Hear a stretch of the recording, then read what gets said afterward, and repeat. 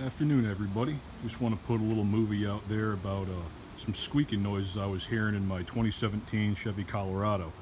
This seems to be a common thing in this era of truck in this model, late model Chevy Colorados. Again, I've got a 2017. I was starting to hear a lot of squeaking coming from the backside right around this area back here. Couldn't quite tell if it was springs or what. It wasn't brakes. It's just a 2-year-old vehicle. It was only when I was going around corners, going over a speed bump slowly type thing. It was just a little squeaking, and again, it didn't sound like brakes. It sounded more like something was hard rubber on metal.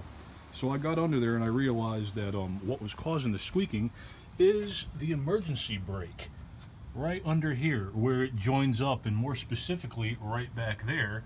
You can see I put some wire loom around it and kind of zip tied them so they're steady inside that little bracket there. What's happening, I think, or what was happening, was when I was going around a corner, of course everything shifts a little bit and it kind of squeals and squeaks. So you can kind of see it right down through here as well. I just kind of isolated and insulated the wire protectors a little more for the emergency brake cables.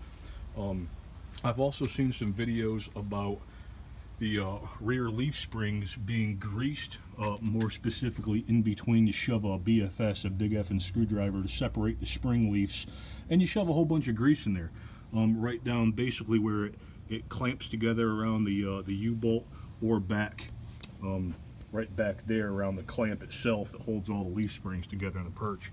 But I haven't quite gotten to that point yet. Isolating this has pretty much helped me. I really don't hear as much squeaking as I have in the past, but again, I have seen some other videos where people put some grease in the back of their leaf springs, all like right up in there on both sides, and they say that seems to solve the problem. Hopefully Chevy might take a look at that. It doesn't seem to be anything that's causing any safety issues. It's just a pretty big pain in the ass. So hopefully this will help someone else, because it drove me nuts for about half a year until I figured it out. And leave some comments if you want. Maybe you all found something else. That'd be great to know and share some information. Bye.